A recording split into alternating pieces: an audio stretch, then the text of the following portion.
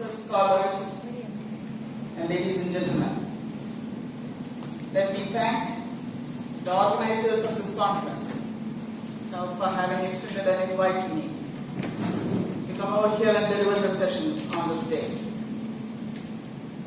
Today, I plan to speak on the state of management research in India.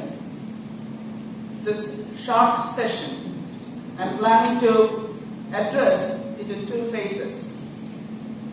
Initially, I will be addressing the ancient Indian history and its association to research, and eventually moving into the contemporary Indian research.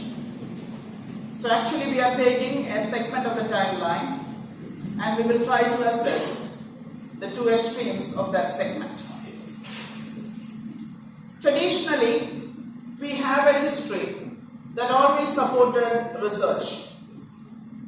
The timeline that we are looking at is extending from the 5th century BC to 5th century AD in the ancient time frame, and the contemporary lines which we will be looking at the modern discourse and its way of research. If we see the ancient kind of research that we had, the most important time zone that we would like to see is the 5th century BC and the 4th century BC. For Indian history, that's a time when India was ruled by the Mauryan Empire. That's an empire which was always known for promoting research in policy.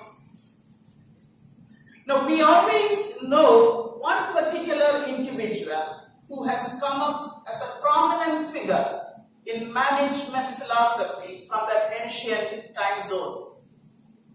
He is none other than Chanakya.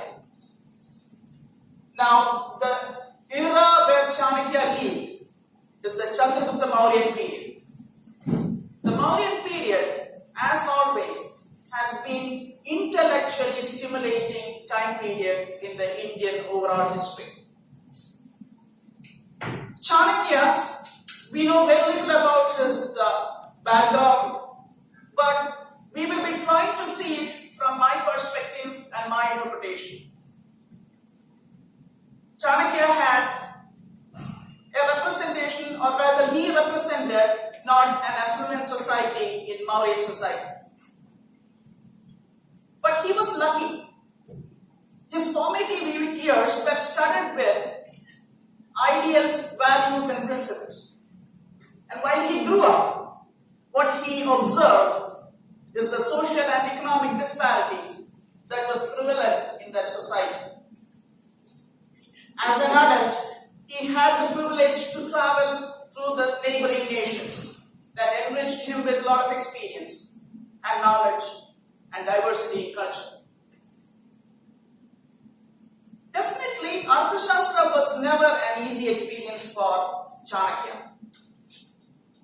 He was actually assimilating all the data points that he has garnered over the period of time, right from the values and ideas he learned to what he observed in the society, and eventually what he has seen as a traveler around that particular nation.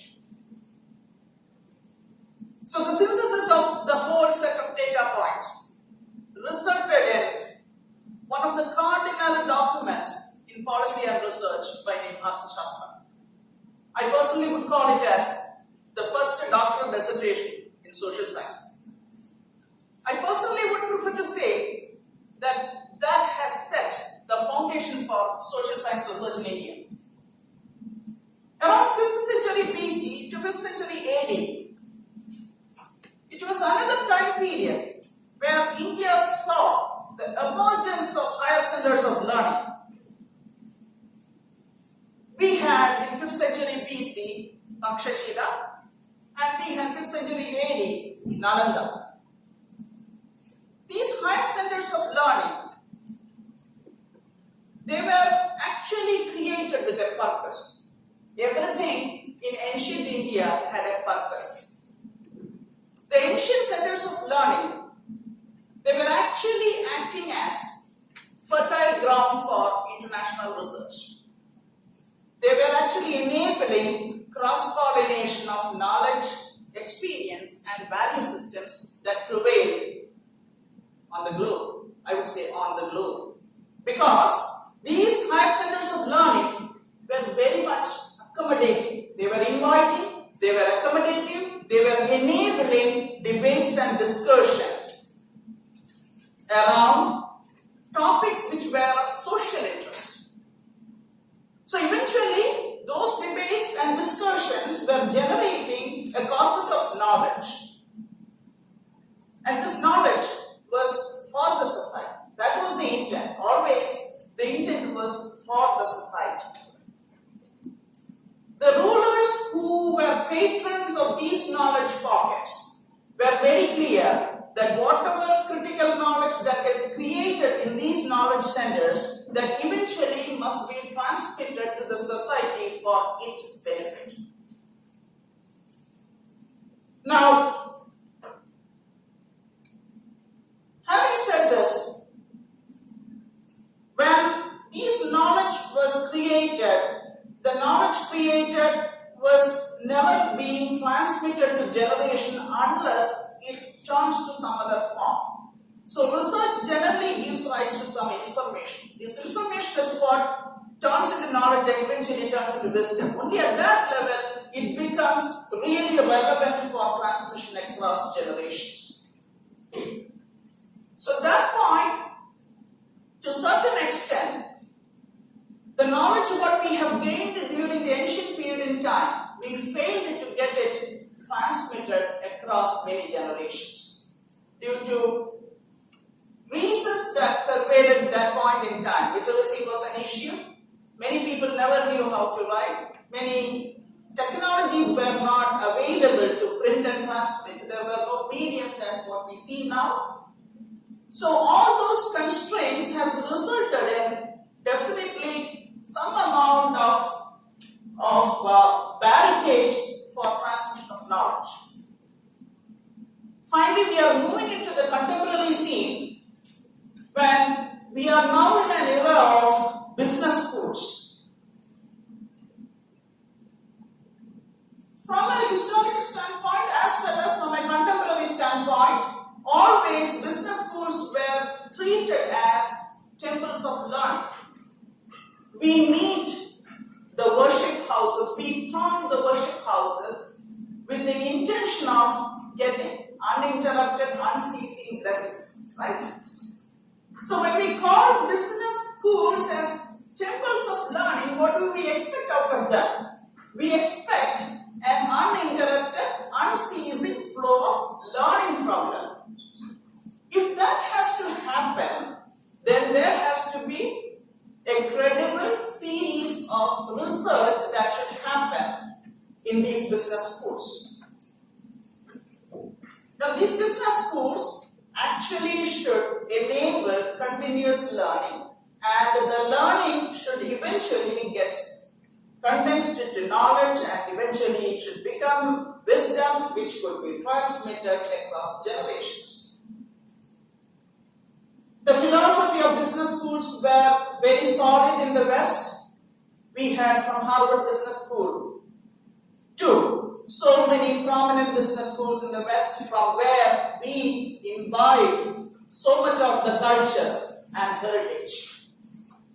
When government wanted to set up a business school, they thought of Western universities with which they wanted to collaborate. That is from where the contemporary research starts. When the Western business schools came in for collaborations, which internally means that Western teachers are going to land here. When they landed, they came with Western methodologies. And Western methodologies are more created from the perspective of Western society. The methodologies are suitable for the Western society. It is actually incorporating the knowledge of the social structure in the West. It is actually incorporating the knowledge of the organization environment in the West. It is actually talking about the economic development of the West. That is what being brought in. But they also brought a lot more things. They brought in the idea of rigorous scientific research approach to social science. Actually, it took us to one extent of the pendulum, but then the rigorous scientific approach to social science research is a contribution which we cannot deny, which has come along with the Western methodology. Once the premium business schools came up, then India saw a proliferation of business schools. Huge number of business schools were started in India. Now, anything that proliferates creates the challenge of survival. Now, the Darwinian principle, survival of the fittest, is now active. Who is fit here? Now, we are again looking at the Westerners. What makes us fit? So, Westerners came and told us, look west. How do we look west? Be part of an international community. How do we become part of the international community? Again, the Westerners told us, go publish in the top 20 journals. Go publish in the top 40 journals.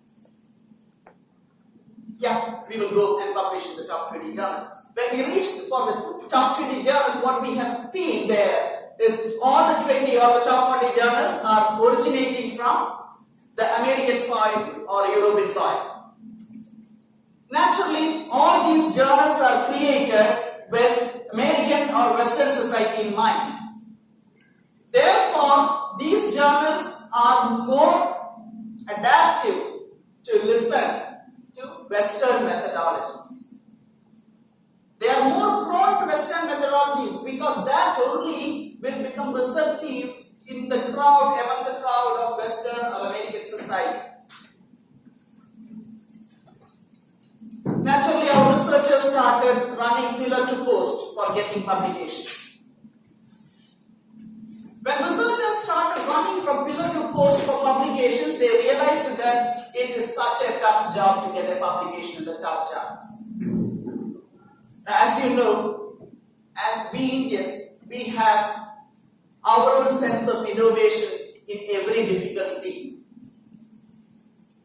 Or rather, necessity becomes the mother of invention. We realized that the easiest way to get a publication is go by the imitation art. Imitation becomes the noblest art for a researcher as well. Researcher picked up the researches of the Western faculties and they learned to replicate it. How do they replicate it? They used the Indian data for the replicated paper. Western papers provided us with many advantages. Western papers provided us with theory. Western papers provided us with an array of journal papers for doing literature review. Western papers told us what hypothesis we need to create. Western papers taught us what analytical techniques to employ. Western papers taught us what data we need to look for. Western papers taught us how to inference. Very easy job. Now we are on a replication mode. We not only ended up in replication, we went about asking for our own share of presence in the international market. We went and said, yes, the root paper for this publication is already stabilized as a published work. Therefore, my replicated work also has to have a presence. Our papers also got published. We are happy, they are happy. But it brought us into a conundrum. What has happened is, the research papers, whatever way you do, it creates information. With time, it also may become knowledge, but then further, it couldn't pass the test of time to become wisdom. The knowledge what was created couldn't fuse with the social fabric of India, which means that it became irrelevant to India. Information is created in large most of the papers, finds no relevance for actual practice in Indian society. This became a major concern.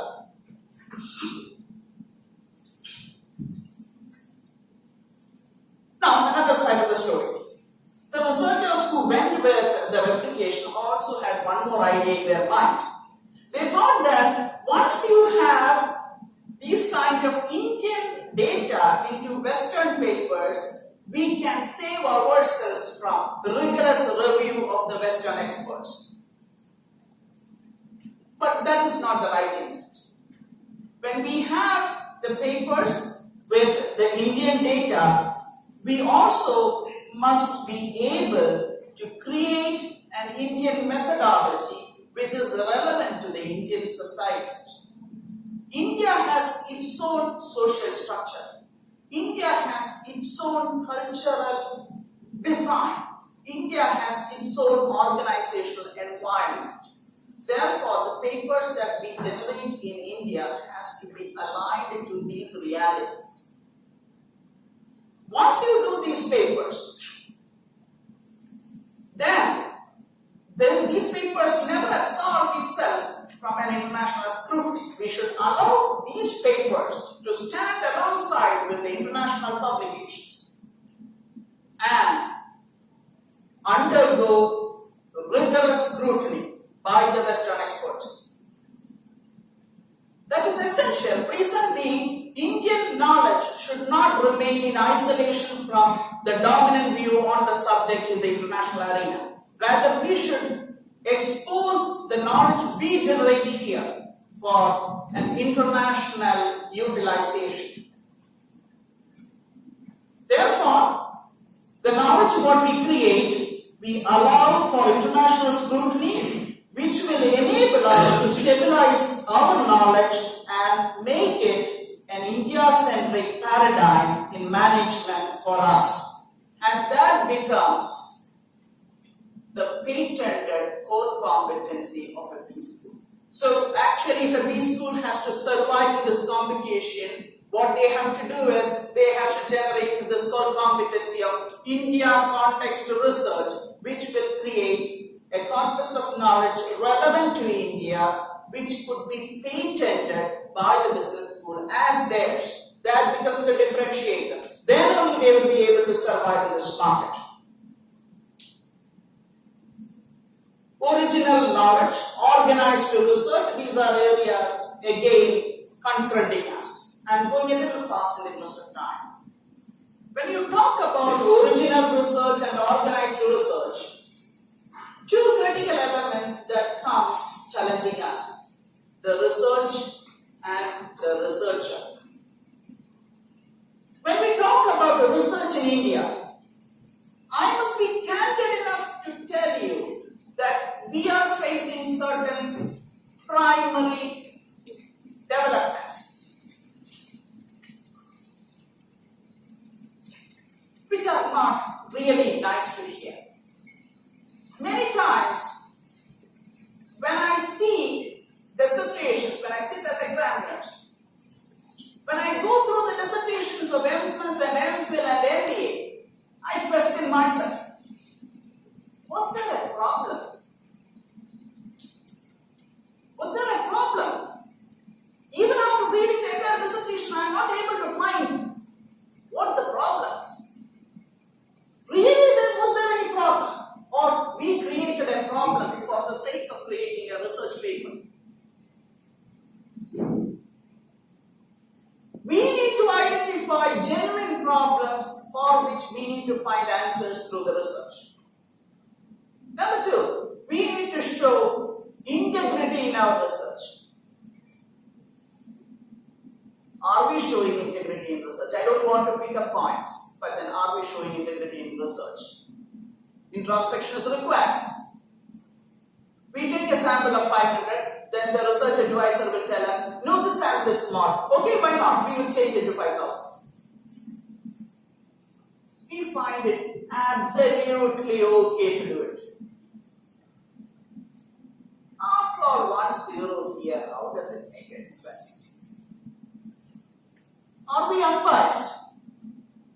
When we replicate the papers, generally we think about the conclusion of the Western paper, and we tend to create a data set which will support that conclusion, so it is easy. If it contradicts the Western paper conclusion, now we are in challenge. We need to answer why the variety in conclusion, why the divergence in conclusion. So it is easier to conclude the way others have done. So we have practically the problem in identifying the real problem, the genuine problem. We have a problem in integrity. We have a problem in remaining unbiased. These are our real issues we are facing in Indian research. Let us call a spade a spade. Number two, having said all these problems are there, why these problems are there? That also we need to address. Most of the researchers, they go into research without the right competencies. They want a research degree because they have to survive in the university. That is why they do research. So lack of competency is there. There is no incentive for doing research. Now, if I create an India-centric research, what do I get? Whereas if I replicate a Western paper, I get a publications. So there is no incentive. I don't have the confidence to undertake it. So critically, these three problems also impact the researchers to pursue a research with the areas what I said, I cautioned you earlier, to get avoided and to tread the right ways. Again, when we are looking at the second aspect, which I said as critical element in organized original research, which was researcher. This researcher is a very critical element. In the Western world, a teacher and a researcher has very definite independent identities. In Western world, a teacher is supposed to create techniques, tools, cases, and conduct trainings. A researcher in the Western world is supposed to create theoretical backbone for the subject. Now let us see what is happening in India. In India, we have a hybrid monster. What is this hybrid monster? Teacher-researcher complex. That is an interesting combination. Teacher-researcher complex. And to add to it, the teacher is asked to do, you have to conduct 3 research papers at least every year. That adds a feature to this monster, a quantitative target for innovation. That literally makes the researcher-teacher complex little haywire. If I say that today I am going to sit and write a paper, in real sense, a paper will not come out. If a paper emerges, I can assure you that's a gimmick.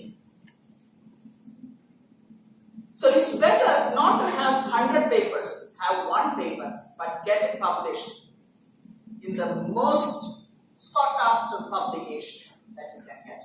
Don't go after 100 publications, go for one. That will change your mindset.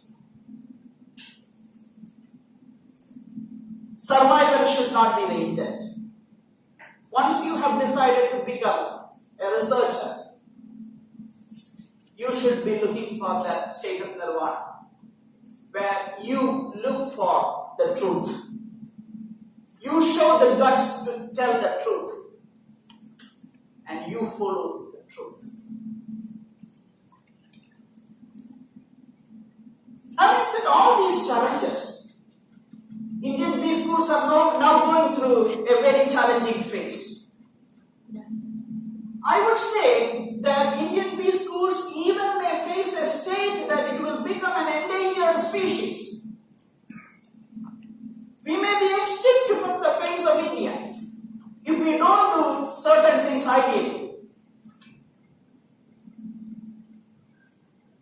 Generally, when I talk with people, they say, consultants, a difficult community to handle. They will simplify and then take away everything what I have. How about academia? They are a monstrous community. They complexify everything and they leave nothing. The intent is not neither to simplify nor to complexify, rather tell the truth as it is. If we have to prevent a total extinction from India, we need to do immediately certain things. As I have been talking already, there has to be an Indian context to everything we do, because relevance in India is more important than relevance globally, because India is becoming the center to many things. The geopolitical stage is now looking towards India and China. China already has started the cultural cautioning that we have to protect ours. Then why not we? If they can do it, why not we? We say that they are into mass production. Why not we? So, we need to look at ways to protect this breed. How do we do it? We need to be relevant for the business in India. How do we become relevant for the business in India? We need to enable our business houses to become effective and efficient. Unless the business schools generate research studies that creates information which will help you to become effective and efficient as a business house. For the business house, this business school is not going to contribute anything. The relevance of this business school is no more there. Hence, it is essential that the business school must be able to solve the contemporary problems of our business schools, business houses in the vicinity, as well as the business schools must be able to tell the business house that these are the likely problems you can face in the future. Probably you can look at these solutions. So two things I mentioned. One, ability of the business school to solve the contemporary problems. Number two, it must be able to predict the future problems and possibly tell the business houses that these could be the solutions they can look at. Unless business schools come equipped to do that, business houses will disown you. Once the business houses disown you, relevance of the business school is no more there.